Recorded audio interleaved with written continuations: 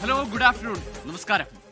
വാഗ്ദാനങ്ങളുടെയും വാഗ്വാദങ്ങളുടെയും പെരുമഴ ഒഴിഞ്ഞു. പ്രചാരണവും വോട്ടെടുപ്പും പൂർത്തിയായി. പക്ഷേ ഇനിയും പരിഹാരമാവാത്ത വിഷയങ്ങൾ നാട്ടിലും നഗരത്തിലും ബാക്കിയുണ്ട് ഏറെ. അനാസ്ഥയുടെ, അവഗണനയുടെ ജനകീയ വിഷയങ്ങളുമായി തുടങ്ങുന്നു പൊതുജനം കഴുതയല്ല സർ. ഞാൻ ഗോകുൽ രവി, സ്വാഗതം.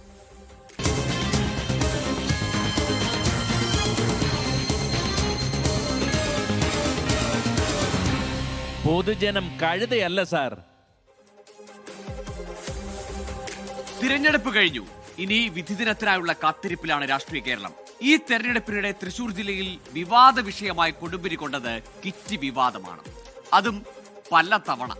വോട്ടിനായി BJP ഭക്ഷ്യക്കിറ്റ് വിതരണം വ്യാപകമായി നടത്തിയെന്നായിരുന്നു LDFന്റെയും UDFന്റെയും ആരോപണം. മണലൂർ മണ്ഡലത്തിൽ ഉൾപ്പെട്ട വാടാനപ്പള്ളിയിൽ കിറ്റ് വിതരണം സംഘർഷത്തിലേക്ക് വരെ എത്തി. ഏറ്റവും ഒടുവിൽ BJPക്കാർ വീട്ടിൽ കിറ്റ് കൊണ്ടുവന്ന് തന്നു എന്ന് വയോധിക സമ്മതിക്കുന്ന വീഡിയോ കൂടി പുറത്തു വന്നതോടെ തിരഞ്ഞെടുപ്പ് കമ്മീഷൻ നിർദ്ദേശപ്രകാരം പോലീസ് കേസെടുത്തു.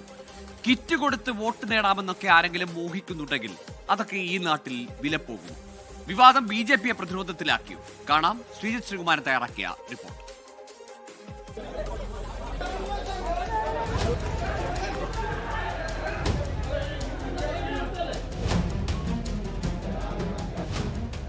തൃശൂർ മണ്ഡലത്തിലെ ഒളരിയിലെ സൂപ്പർ മാർക്കറ്റ്.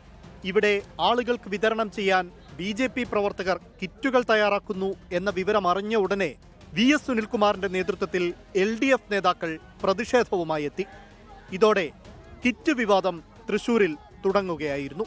ജനാധിപത്യത്തിന്റെ ഉത്സവമെന്നാണ് തിരഞ്ഞെടുപ്പുകളെ പൊതുവെ വിളിക്കാറ്.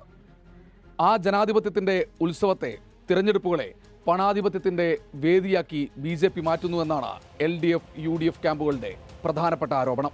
അതുതന്നെയാണ് ഈ തിരഞ്ഞെടുപ്പിൽ ചർച്ചയായതും.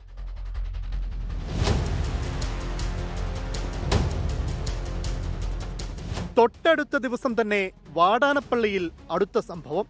വീടിനോട് ചേർന്ന ഒരു ഗോഡൌണിലാണ് കിറ്റുകൾ തയ്യാറാക്കിയിരുന്നത്. ഇവിടേക്ക് BJP സംസ്ഥാന വൈസ് പ്രസിഡന്റും നടനുമായ ദേവൻ കൂടി എത്തിയതോടെ രംഗം ചൂടുപിടിച്ചു. മണലൂരിലെ UDF സ്ഥാനാർത്ഥി TN പ്രതാപൻ തന്നെ നേരിട്ടെത്തി പ്രതിഷേധങ്ങൾക്ക് നേതൃത്വം നൽകി.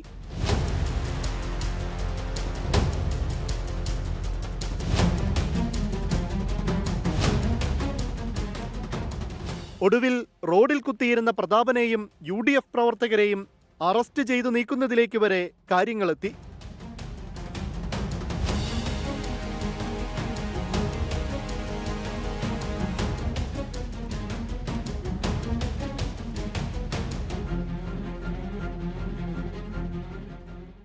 അവിടെയും തീർന്നില്ല. തൃശൂർ മണ്ഡലത്തിലെ കാച്ചേരിയിൽ അച്ചാർ കമ്പനിയിൽ തയ്യാറാക്കിയിരിക്കുന്നു ഭക്ഷ്യക്കിറ്റ്.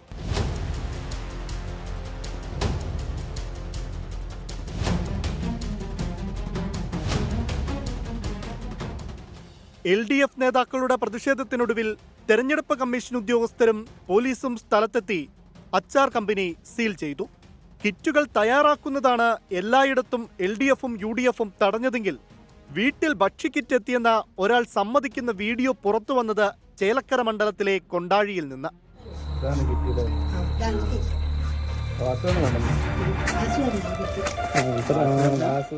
വാർത്ത പുറത്തു വന്നതോടെ BJP പ്രവർത്തകനായ P വാസുവിനെതിരെ തെരഞ്ഞെടുപ്പ് കമ്മീഷന്റെ പരാതിയിൽ കേസെടുത്തു.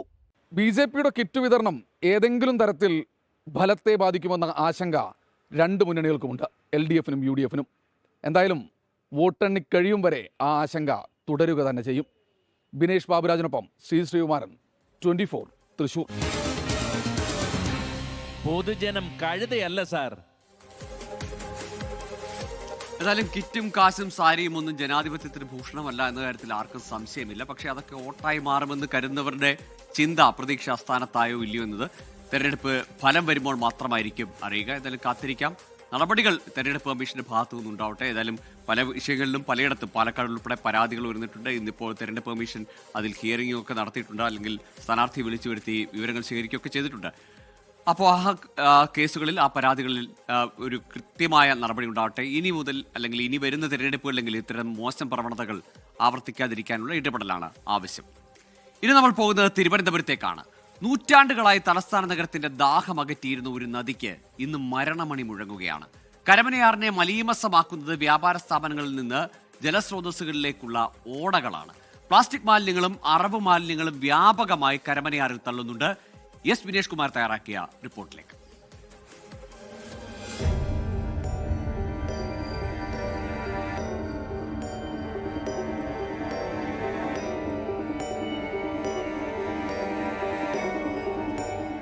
അപകടകരമാം വിധം കോളിഫോം ഇക്കോളി ബാക്ടീരിയകൾ നിറഞ്ഞിരിക്കുകയാണ് തിരുവനന്തപുരം നഗരത്തിലൂടെ ഒഴുകുന്ന കരമനയാറിൽ.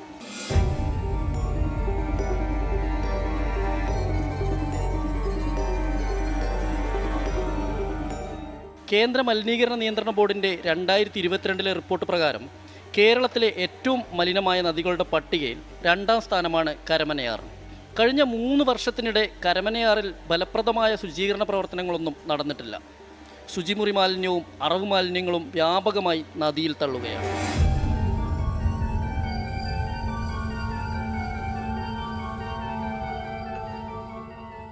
കരമനയാറിൽ ബയോകെമിക്കൽ ഓക്സിജൻ ഡിമാൻഡ് നിരക്ക് ലിറ്ററിൽ 7.3 മില്ലിഗ്രാം വരെയാണെന്ന് കേന്ദ്ര മലിനീകരണ നിയന്ത്രണ ബോർഡിൻ്റെ റിപ്പോർട്ടിൽ പറയുന്നു.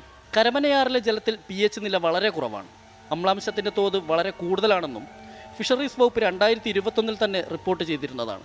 തിരുവനന്തപുരം നഗരത്തിന് ഒരു ദിവസം 92 മില്യൺ ലിറ്ററുടെ MLD എന്ന് പറയും. 92 MLD 92 MLD എന്ന് പറഞ്ഞാൽ 9.2 കോടി ലിറ്റർ വെള്ളം ഓരോ ദിവസവും ഈ പറയുന്ന അരുവിക്കര ഡാമിൽ നിന്നും പേപ്പാർ ഡാമിൽ നിന്നും തിരുവനന്തപുരം നഗരത്തിന് ഇതാണ് കൊടുക്കുന്നത്. ബാക്കി പറയുന്ന 29 പഞ്ചായത്തും മുനിസിപ്പാലിറ്റിയും കൂടെ എടുത്താൽ ഏതാണ്ട് മറ്റൊരു 60 മില്യൺ എന്ന് വെച്ചാൽ 6 കോടി ലിറ്റർ എന്ന് വെച്ചാൽ ഒരു ദിവസം 15 കോടി ലിറ്റർ വെള്ളം ഏതാണ്ട് ഒരു 30 ലക്ഷം ആളുകൾക്ക് കൊടുക്കുന്ന കരമനയാറിൻ്റെ സ്ഥിതി പരിശോധിച്ചാൽ ആരും ഞെട്ടി. ദേശീയ ഹരിത ട്രിബ്യൂണലിൻ്റെ പരിശോധനയിൽ അപകടകരമാം വിധമുള്ള മാലിന്യത്തിൽ സംസ്ഥാനത്തെ 21 നദികളിൽ 1ാം സ്ഥാനം കരമനയാറിനായിരുന്നു. സീവേജിൻ്റെ വലിയ പ്രധാനപ്പെട്ട പ്രശ്നമുണ്ട്. വെള്ളത്തിൻ്റെ അളവിൽ വന്നിട്ടുള്ളൊരു കുറവുണ്ട്. പിന്നീട് നഗരമാലിന്യങ്ങൾ കൃത്യമായി സംസ്കരിക്കാതെ ഡംപ് ചെയ്യുന്നുണ്ട്. അങ്ങനെ മൊത്തത്തിൽ കേരളത്തിലെ ഏറ്റവും അപകടം പിടിച്ച നദികളിലൊന്നായി കരമനയാറ് മാറുമ്പോൾ ഈ വെള്ളമാണ് തിരുവനന്തപുരം നഗരത്തിൻ്റെ തലസ്ഥാനത്തിൻ്റെ തലവര എഴുതുന്ന നദി എന്നോർക്കണം. സഹ്യനിരകളിൽ നിന്ന് ഉത്ഭവിക്കുന്ന കരമനയാർ 68 കിലോമീറ്റർ ഒഴുകുന്നുണ്ട്. തലസ്ഥാന നഗരത്തിൻ്റെ ശുദ്ധജല സ്രോതസ് ഇങ്ങനെ പോയാൽ ഇനി എത്ര കാലം ഉണ്ടാകുമെന്നത് പ്രവചനാതീതം.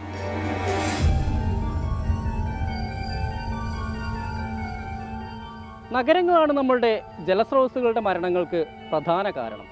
ഒരു പുഴയ്ക്ക് പ്രതികരിക്കാൻ കഴിയാത്തിടത്തോളം കാലം നമ്മൾ അതിലേക്ക് മാലിന്യങ്ങൾ വലിച്ചെറിയും, മലിനജലം ഒഴുക്കിവിടുകയും ചെയ്യും. നമ്മുടെ മാനസികാവസ്ഥ മാറാതെ ഇതൊന്നും സംരക്ഷിക്കപ്പെടാൻ കഴിയില്ല എന്നുള്ളത് ഓർക്കേണ്ട കാര്യമാണ്. ക്യാമറാമാൻ ജിനുവിനൊപ്പം എസ് വിനേഷ് കുമാർ, 24 തിരുവനന്തപുരം. തീർച്ചയായും വിനേഷ് പറഞ്ഞു നിർത്തിയത് തന്നെയാണ്. എത്ര പദ്ധതികളാണ് ഒരുപക്ഷെ ഈ ഏറ്റവും ഒടുവിൽ വന്ന തെരഞ്ഞെടുപ്പ് പ്രകടന പത്രികകളിലും പമ്പയടക്കമുള്ള പുഴകളെ പറ്റിയുള്ള ആക്ഷൻ പ്ലാനുകളും പദ്ധതികളും ഒക്കെ പറഞ്ഞു. പക്ഷേ ഇതൊക്കെ നടപ്പിലാക്കിയാലും ഇത് സംരക്ഷിക്കേണ്ടത് അല്ലെങ്കിൽ ആ പുഴകളെ അങ്ങനെ കാത്തു സൂക്ഷിക്കേണ്ടത് ആരാണ്? അത് നമുക്ക് അതിൽ നിന്ന് വെള്ളമെടുക്കുന്ന, അതിനെ ആശ്രയിച്ച് ജീവിക്കുന്ന നമ്മൾ മനുഷ്യർ തന്നെയല്ലേ, അതിന് ചുറ്റുമുള്ളവർ തന്നെയല്ലേ? അപ്പോൾ നമ്മുടെ ഭാഗത്തു നിന്നുണ്ടാകുന്ന വീഴ്ചകൾ തന്നെയാണ് വീണ്ടും ഒരുപക്ഷെ ഇത്രയേറെ വൃത്തിയാക്കുന്ന, കോടികൾ ചെലവഴിച്ച് വൃത്തിയാക്കുന്ന പല ജലസ്രോതസ്സുകളും വീണ്ടും പഴയപടിയാവാൻ കാരണം. സ്വാഭാവികമായും അതിൽ ചോദ്യങ്ങൾ ഉയരുന്നത് നമുക്ക് നേരെ തന്നെയാണ്. അധികാരികൾക്ക് നേരെ മാത്രമല്ല, പൊതുജനങ്ങൾക്ക് നേരെ തന്നെ വിരൽ ചൂണ്ടുന്ന ഒരു റിപ്പോർട്ടാണ് ഇപ്പോൾ കണ്ടത്.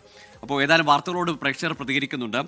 കിറ്റും ഒന്നും കേരളത്തിൽ അങ്ങനെ വിലപ്പോകില്ല എന്ന് ജോൺ സീഗൾ പറയുന്നുണ്ട്. ഏതായാലും അത് തന്നെയാണ് കേരളത്തിൻ്റെ ഒരു ചരിത്രം. കേരളത്തിൻ്റെ രാഷ്ട്രീയ പ്രബുദ്ധതയെ അങ്ങനെ കിറ്റോ അല്ലെങ്കിൽ നോട്ടോ സാരിയോ പാരിതോഷികങ്ങൾ കൊടുത്ത് വിലക്കെടുക്കാനാവില്ല എന്നതാണ് ഇതുവരെയുള്ള ചരിത്രം. അത് ഇത്തവണയും ആവർത്തിക്കുമെന്ന് നമുക്ക് പ്രതീക്ഷിക്കാം. അത്തരത്തിൽ മുതലെടുക്കാൻ ശ്രമിക്കുന്നവർക്കൊരു നല്ല മറുപടി ജനങ്ങൾ നൽകുമെന്നതാണ് നമ്മുടെയും ശുഭപ്രതീക്ഷ. പഴയ പരിപാടികളെല്ലാം വന്നു എന്ന് ആശ പറയുന്നു. അതെ, നമ്മൾ ഇലക്ഷന് ശേഷം മറ്റ് പതിവ് ബുള്ളറ്റിനുകളിലേക്ക്, ജനകീയ വിഷയങ്ങളിലേക്കുള്ള ഇടപെടലുകളൊക്കെയായി പഴയ ബുള്ളറ്റിനുകളൊക്കെ എത്തുന്നു. വോട്ടിംഗ് മെഷീൻ അടുത്ത് ക്യാമറ വേണമെന്നൊരു നിർദ്ദേശം വരുന്നുണ്ട്. GGFFDDT എന്നൊരു പ്രൊഫൈലിൽ നിന്നാണ് പറയുന്നത്. അത് സാധ്യമല്ല. ഏതായാലും വോട്ട് രേഖപ്പെടുത്തുന്നത് വളരെ രഹസ്യമായിട്ടാണ്. പിന്നെയുള്ളത് ഈ വെബ്കാസ്റ്റിംഗ് ആണ്. ഒരാളൊന്നിലധികം തവണ വോട്ട് ചെയ്തോ അല്ലെങ്കിൽ ആരെങ്കിലും വോട്ട് ചെയ്തോ എന്നൊക്കെ അറിയാനുള്ള സംവിധാനങ്ങളുണ്ട്. അതിനപ്പുറത്തേക്ക് വോട്ട് ചെയ്ത് ആർക്കാണെന്ന് പറഞ്ഞാൽ അല്ലെങ്കിൽ സ്വന്തമായി രേഖപ്പെടുത്തുന്ന വോട്ട് പോലും പരസ്യപ്പെടുത്തിയാൽ അതും ശിക്ഷാർഹമാണ്, കുറ്റമാണ്. അപ്പോൾ നമ്മൾ അടുത്ത റിപ്പോർട്ടിലേക്ക് പോവുകയാണ്. മുണ്ടക്കൈ ചൂരൽമല ഉരുൾപൊട്ടൽ ദുരന്ത ബാധിതയായ ശ്രുതിക്ക് സർക്കാർ ടൗൺഷിപ്പിൽ വീട് ലഭിക്കില്ല. കഴിഞ്ഞ മാസം 10 ചേർന്ന മന്ത്രിസഭാ യോഗത്തിലാണ് ടൗൺഷിപ്പിൽ വീട് ആവശ്യപ്പെട്ടുകൊണ്ടുള്ള ശ്രുതിയുടെ അപേക്ഷ തള്ളിയത്. യോഗത്തിന് ശേഷമാണ് തെരഞ്ഞെടുപ്പ് പ്രഖ്യാപനം ഉണ്ടായതെങ്കിലും പ്രചാരണ കാലയളവിൽ വയനാട് ജില്ലയിൽ CPIM കോൺഗ്രസ് പോരിലേക്ക് വരെ എത്തിയിരുന്നു ശ്രുതിക്കായുള്ള ഭവനത്തെ ചൊല്ലിയുള്ള വിവാദം. കാളിദാസൻ ദേവദത്തൻ തയ്യാറാക്കിയ റിപ്പോർട്ടിലേക്ക്. സ്വകാര്യ സംഘടന വാക്കിൽ മാത്രം ഒതുക്കിയ ദുരന്തബാധിതയായ ശ്രുതിയുടെ ഭവന നിർമ്മാണം പ്രചരണ കാലയളവിൽ ചർച്ചയായിരുന്നു. പിന്നീട് സർക്കാർ ടൗൺഷിപ്പിന്റെ ഭാഗമാകാൻ ശ്രുതി നൽകിയ അപേക്ഷയും വിവാദത്തിന്റെ ആക്കം കൂട്ടിയിരുന്നു. എന്നാൽ മന്ത്രിസഭയുടെ തീരുമാനം ആ അപേക്ഷ പരിഗണിക്കേണ്ടതില്ല എന്നാണ്.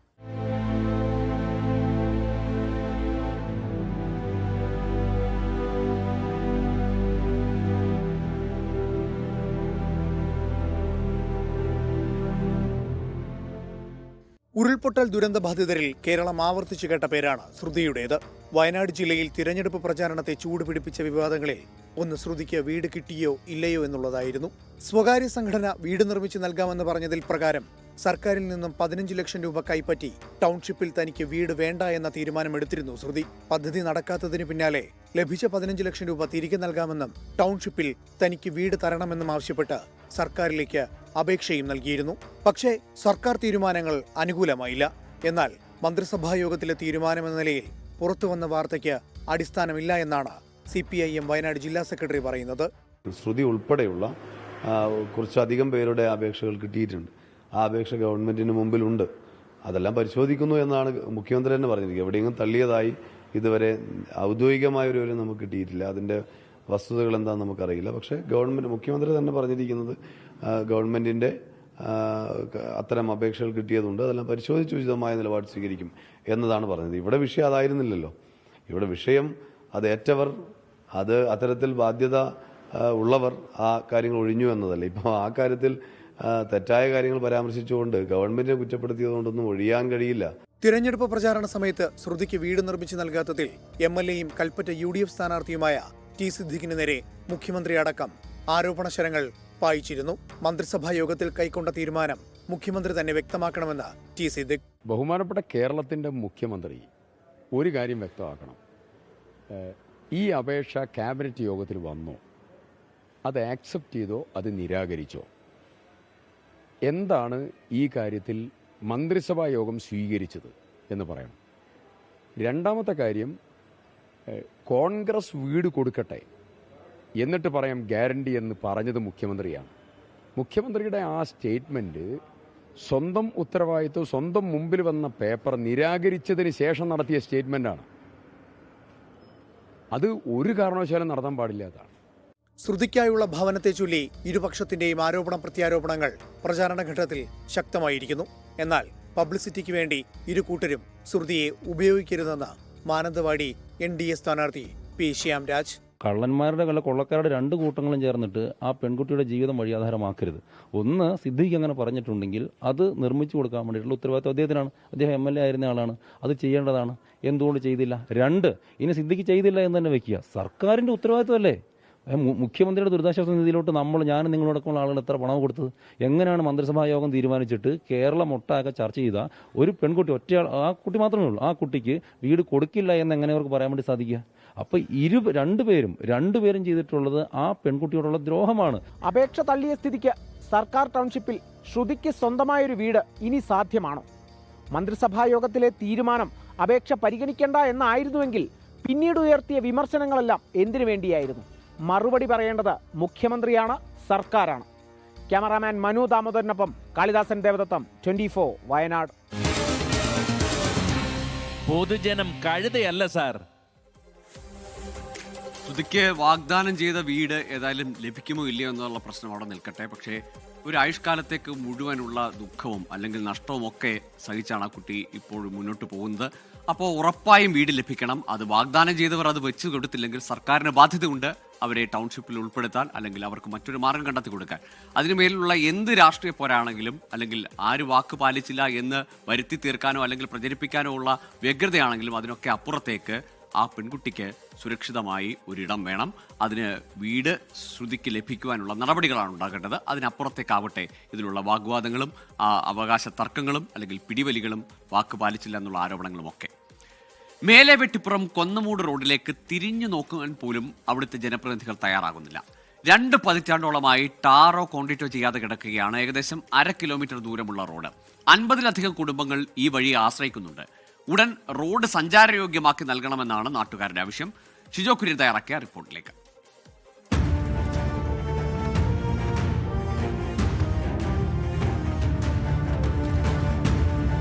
വഴിയുണ്ടോ എന്ന് ചോദിച്ചാൽ ഉണ്ട്, വാഹനം വരുമോ എന്ന് ചോദിച്ചാൽ അതുമുണ്ട്. പക്ഷേ ഇരട്ടി കൂലി കൊടുത്തു വേണം വണ്ടി കൊണ്ടുവരാൻ. പാതി വഴി വരെ ടാർ ചെയ്തിട്ടുണ്ട്, പിന്നീട് കുറച്ച് ഭാഗം കോൺക്രീറ്റും. അതിനുശേഷമുള്ള 1/2 കിലോമീറ്റർ റോഡിലേക്ക് ടാറുമില്ല, കോൺക്രീറ്റുമില്ല. വലിയ ബുദ്ധിമുട്ടിലാണ് മേലെ വെട്ടിപ്പുറം കൊന്നമൂട് നിവാസികൾ. കാലം കുറേയായി ഇക്കാര്യം ബന്ധപ്പെട്ട പ്രതിനിധികളെ അറിയിച്ചിട്ട്, എന്നാൽ നടപടിയൊന്നും ഉണ്ടായിട്ടില്ലെന്നും നാട്ടുകാർ പറയുന്നു. എല്ലാം താഴെ അറ്റം മുതൽ ഇങ്ങറ്റം വരെ ഇതുപോലെ പൊട്ടി ഇടിഞ്ഞു കിടക്കുക. ഒരു കോട്ട പോലും വരാൻ ഭയങ്കര ബുദ്ധിമുട്ടാണ്. ഒരു 20 വർഷമായിട്ട് ഈ റോഡ് ഇങ്ങനെ കിടക്കുക, തിരിഞ്ഞു നോക്കിയിട്ടില്ല. എനിക്ക് തോന്നുന്നു മുനിസിപ്പാലിറ്റിയിലെ ഒരു ഇങ്ങനത്തെ റോഡ് ഇത് മാത്രമേ ഉള്ളെന്ന് തോന്നുന്നു. ബാക്കി എല്ലായിടും ഏകദേശം കോൺക്രീറ്റ് ആക്കിയിട്ടുണ്ട്. ഈ റോഡിൻ്റെ സംബന്ധിച്ച് ഒരു 5 വർഷമായിട്ട് ഞങ്ങൾ രണ്ടുമൂന്ന് പേര് ഇതിൻ്റെ പുറകെ ഇറങ്ങി നടന്നുകൊണ്ട് ഇത് തിരിഞ്ഞു നോക്കുന്നില്ല. ഇതിൻ്റെ രാഷ്ട്രീയ ആൾക്കാരായാലും അധികാരികളായാലും തിരിഞ്ഞു നോക്കുന്നില്ല. അവരെല്ലാം ഓരോരോ കാരണങ്ങൾ പറഞ്ഞിട്ട്, ഫണ്ടില്ല എന്നുള്ള കാരണം പറഞ്ഞിട്ടും അങ്ങനെ പറഞ്ഞിട്ട് ഇത് ഒഴിവാക്കിക്കൊണ്ടിരിക്കുക. ഞങ്ങൾ മഴയൊക്കെ പെയ്ത് കഴിഞ്ഞാൽ നമുക്ക് കുഞ്ഞുങ്ങളെ ആണെങ്കിലും പിന്നെ റോഡ് അങ്ങ് കവിഞ്ഞ് വെള്ളം പോവാം അങ്ങ് തോട്ടീനങ്ങ്. അന്നേരം നമുക്ക് കുഞ്ഞുങ്ങളെ വിളിക്കാൻ പോകാനോ അതോ അവരെ കൊണ്ടുവരാനോ ഒക്കെ വലിയ ബുദ്ധിമുട്ടാണ് അന്നേരം. അതുകൊണ്ട് ഗ്യാസ് വണ്ടിയാണെങ്കിലും നമ്മൾ ദൂരെ പോയി വേണം നമ്മൾ എടുത്തുകൊണ്ട് വരാനെ കൊണ്ട്. വണ്ടി ഇങ്ങോട്ട് വരാൻ പറഞ്ഞാൽ റോഡ് മോശമായത് കാരണം വരത്തില്ല. ആശുപത്രി ആവശ്യങ്ങൾക്കോ കുട്ടികളെ സ്കൂളിലേക്ക് വിടാനോ നാട്ടുകാർ വാഹനങ്ങളെ ആശ്രയിക്കുന്നതിൽ ബുദ്ധിമുട്ട് നേരിടുന്നുണ്ട്. വഴിയോട് ചേർന്നുള്ള റോഡിന്റെ പലയിടങ്ങളും ഇടിഞ്ഞു താഴ്ന്നു. മഴക്കാലമായാൽ വീണ്ടും റോഡ് ഇടിയും. സംരക്ഷണ ഭിത്തി നിർമ്മിച്ച് റോഡ് സുരക്ഷിതമാക്കണമെന്നും നാട്ടുകാർ ആവശ്യപ്പെടുന്നു. മഴ കഴിഞ്ഞാൽ ഇവിടെ ഭയങ്കരമായ ചെളിയാണ്. പിന്നെ സ്കൂട്ടർ 2 വീലറിൽ പോകുന്ന 2 വീലറും ആൾക്കാർ തെന്നി താഴെ വീഴുന്നുണ്ട്.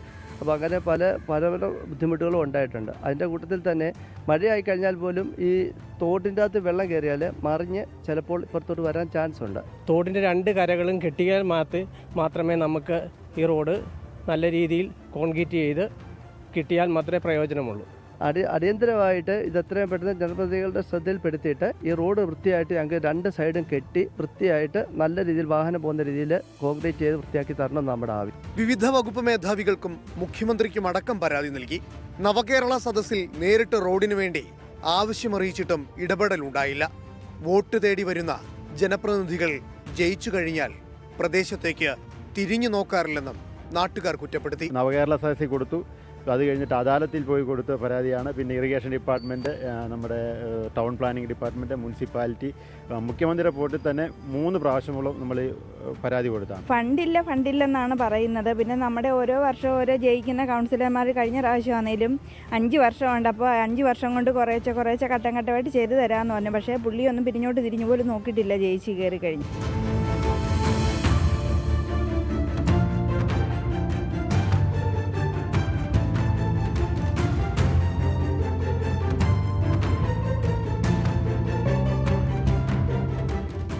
സഞ്ചാരയോഗ്യമായ ഒരു റോഡ് എത്രയും വേഗം യാഥാർത്ഥ്യമാക്കി നൽകണമെന്നുള്ളതാണ് നാട്ടുകാരുടെ ആവശ്യം. ബന്ധപ്പെട്ട ജനപ്രതിനിധികൾ ഇതിനോട് കണ്ണടച്ചു നിൽക്കാതെ അടിയന്തരമായി ഇടപെട്ടുകൊണ്ട് അടുത്ത മഴക്കാലത്തിന് മുമ്പെങ്കിലും റോഡ് സഞ്ചാരയോഗ്യമാക്കണം. പാതി കോൺക്രീറ്റും ബാക്കി ഒന്നും ചെയ്യാതെ ഏകദേശം 1/2 കിലോമീറ്റർ റോഡാണ് ഇങ്ങനെ കിടക്കുന്നത്. വാഹനങ്ങൾ പോലും ഇവിടേക്ക് വരാൻ മടിക്കുകയും ചെയ്യുന്നുണ്ട്. സഞ്ജയ് ഇക്ബാലിനൊപ്പം പത്തനംതിട്ടയിൽ നിന്ന് ഷിജോ കുര്യൻ, 24. പൊതുജനം കഴുതയല്ല സാർ. 19 വീട്ടുകാരുടെ ദുരിതമാണ് പ്രേക്ഷകർ കണ്ടത്. ഇത് കാണേണ്ടത് ജനപ്രതിനിധികളാണ്. ആകെ 1/2 കിലോമീറ്റർ ദൂരമെന്ന് പറഞ്ഞാൽ അത്ര വലിയ ഡിസ്റ്റൻസ് അല്ല. അത് സ്വാഭാവികമായി ഏതെങ്കിലും ഒരു പദ്ധതിയിലൊക്കെ ഉൾപ്പെടുത്തി ആ 50 വീട്ടുകാർക്ക് യാത്രാ ദുരിതം അവസാനിപ്പിക്കാനുള്ള ഇടപെടൽ ഉണ്ടാകട്ടെ അടുത്ത മഴക്കാലത്തിന് മുൻപെങ്കിലും. ഇപ്പോൾ വരുന്നൊരു വാർത്തയിലേക്കാണ്. ആഗോള അയ്യപ്പ സംഗമത്തിൽ തിരുവിതാംകൂർ ദേവസ്വം ബോർഡിനെ വീണ്ടും വിമർശിച്ച് ഹൈക്കോടതി. ഓഡിറ്റിൽ ദേവസ്വം ബോർഡിന്റെ വീഴ്ച ഒറ്റപ്പെട്ടതല്ലെന്ന് വിമർശനം. അക്കൗണ്ടിംഗ് ഭരണ സംവിധാനങ്ങളിൽ ഗുരുതരമെന്നും സാമ്പത്തിക ഇടപാടുകൾ കൈകാര്യം ചെയ്യുന്നതിൽ സുതാര്യതയില്ലെന്നും ഹൈക്കോടതി ചൂണ്ടിക്കാട്ടി. ബോർഡിന്റെ ബാങ്ക് സ്റ്റേറ്റ്മെന്റുകളിൽ പൊരുത്തക്കേടുണ്ടെന്ന് ഓഡിറ്റർ ഹൈക്കോടതിയിൽ റിപ്പോർട്ട് നൽകി. വിഷ്ണു സുരേഷ് ചേരുന്നുണ്ട് വിവരങ്ങളുമായി കൊച്ചിയിൽ നിന്ന്. വിഷ്ണു, ആഗോള അയ്യപ്പ സംഗമത്തിൽ വലിയ തട്ടിപ്പ് നടന്നു എന്നത് തെരഞ്ഞെടുപ്പ് പ്രചാരണ വിഷയമായിരുന്നു. അതിനു മുമ്പേ ഹൈക്കോടതി നേരിട്ട് തന്നെ ഈ കണക്കുകൾ പരിശോധിക്കാൻ തുടങ്ങിയതാണ്. ഈ പരിശോധനയിലാണോ കൂടുതൽ പൊരുത്തക്കേടുകളെ സംബന്ധിച്ചുള്ള ഗുരുതരമായ പരാമർശങ്ങൾ വരുന്നത്? ഗോകുല്, ആഗോള അയ്യപ്പ സംഗമവുമായി ബന്ധപ്പെട്ടുള്ള ഹർജി എപ്പോൾ ഹൈക്കോടതി പരിഗണിച്ചാലും അതിൽ അതിരൂക്ഷ വിമർശനം ദേവസ്വം ബോർഡിന് ഉണ്ടാകുക എന്നുള്ളത് ഇപ്പോൾ ഒരു സ്വാഭാവിക നടപടിയായി മാറിക്കഴിഞ്ഞു. ഇത്തവണയും ഹൈക്കോടതിയുടെ ഭാഗത്ത് ശക്തമായ വിമർശനം, പ്രത്യേകിച്ച് ഈ കണക്ക് കൈകാര്യം ചെയ്യുന്നതിൽ ഒരു സുതാര്യതയും ബോർഡിന്റെ ഭാഗത്ത് ഉണ്ടാകുന്നില്ല എന്നാണ് കോടതിയുടെ പ്രധാനപ്പെട്ട നിരീക്ഷണം. അക്കമിട്ട് നിരത്തുകയാണ് ബോർഡിന്റെ വീഴ്ചകൾ. ഈ തിരുവിതാംകൂർ ദേവസ്വം ബോർഡിന്റെ ബാങ്ക് സ്റ്റേറ്റ്മെന്റുകളിൽ ഗുരുതരമായ പൊരുത്തക്കേടുണ്ടെന്ന് ഓഡിറ്റർ പറയുന്നു.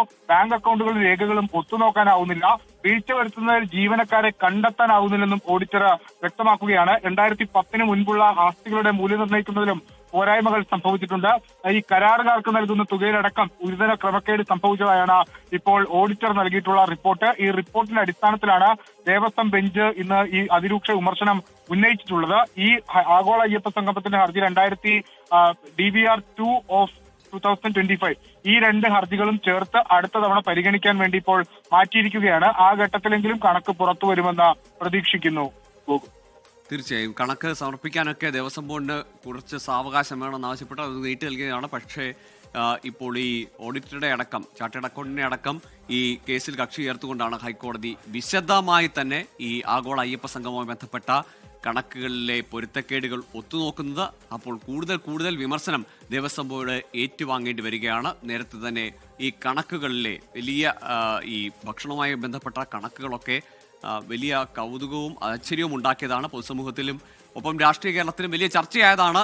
തെരഞ്ഞെടുപ്പിലെ പ്രചാരണ വിഷയത്തിൽ പ്രധാനപ്പെട്ടതുമായിരുന്നു ഈ ശബരിമല സ്വർണ്ണക്കൊള്ളയോടൊപ്പം തന്നെ ഈ ആഗോള അയ്യപ്പ സംഗമവുമായി ബന്ധപ്പെട്ട അനാമത്ത് ചിലവ് അല്ലെങ്കിൽ അനാവശ്യ ചിലവുമായി ബന്ധപ്പെട്ട് വലിയ ആരോപണങ്ങൾ, പ്രചരണമൊക്കെ പ്രതിപക്ഷം നടത്തിയതുമാണ്.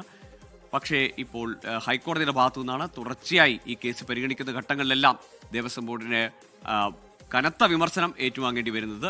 കണക്കുകൾ ഇനി പൊതുസമൂഹത്തിന് മുന്നിലേക്ക് അല്ലെങ്കിൽ കോടതിയിലേക്ക് പൂർണ്ണമായും വരട്ടെ. അപ്പോൾ ഇനിയും എന്തൊക്കെയാണ് വിമർശനങ്ങൾ വരാനിരിക്കുന്നതിലൂടെ കണ്ടറിയണം. വിഷ്ണു സുരേഷാണ് വിവരങ്ങൾ നൽകിയത്. കണ്ണൂർ കരിവഞ്ചാൽ ബാലപുരത്ത് ജലജീവൻ മിഷൻ പദ്ധതിക്കായി വെട്ടിപ്പൊളിച്ച റോഡ് 2 വർഷം പിന്നിട്ടിട്ടും പൂർവ്വസ്ഥിതിയിലാക്കാത്തതിൽ വ്യാപക പ്രതിഷേധമാണ്. പൈപ്പിട്ട ശേഷം റോഡ് ടാർ ചെയ്ത് നൽകാമെന്ന വാട്ടർ അതോറിറ്റിയുടെ ഉറപ്പ് ജലരേഖയായതോടെ കടുത്ത യാത്രാ ദുരിതത്തിലാണ് ഇവിടുത്തുകാർ.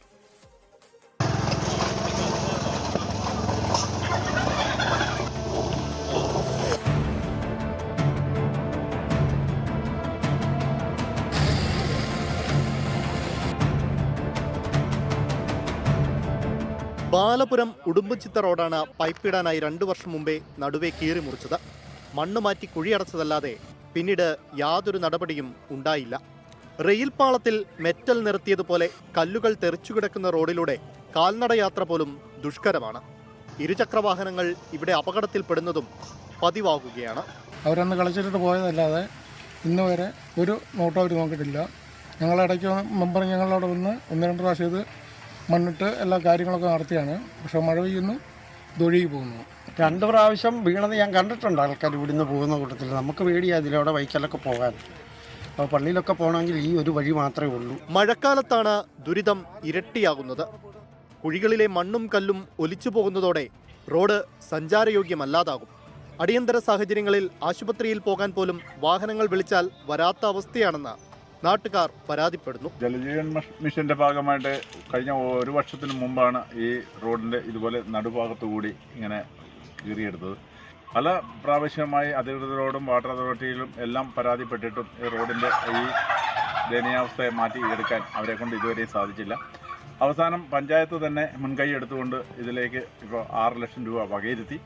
ആ വകയിരുത്തിയെങ്കിൽ കൂടി നമ്മുടെ പഞ്ചായത്തിൽ ഇപ്പോൾ എയുടെ അഭാവം, ഉദ്യോഗസ്ഥരുടെ അഭാവം മൂലം ഇപ്പോൾ ഈ വർക്കുകളൊന്നും ടെൻഡർ പോലും ടീസിന് കൂടെ അയക്കാൻ സാധിക്കാത്ത സ്ഥിതിവിശേഷമാണുള്ളത്. റോഡ് അറ്റകുറ്റപ്പണിക്കായി ഫണ്ട് വകയിരുത്തിയിട്ടുണ്ടെങ്കിലും തുടർ നടപടികൾ ഇഴഞ്ഞു നീങ്ങുകയാണ്. ഉദ്യോഗസ്ഥക്ഷാമമാണ് പ്രവൃത്തി വൈകാൻ കാരണമെന്നാണ് അധികൃതരുടെ വിശദീകരണം. എന്നാൽ അധികൃതരുടെ അനാസ്ഥയ്ക്കെതിരെ ശക്തമായ പ്രക്ഷോഭത്തിനൊരുങ്ങുകയാണ് ബാലരാമപുരത്തെ ജനങ്ങൾ. 24 കണ്ണൂർ. പൊതുജനം കഴുതയല്ല സാർ.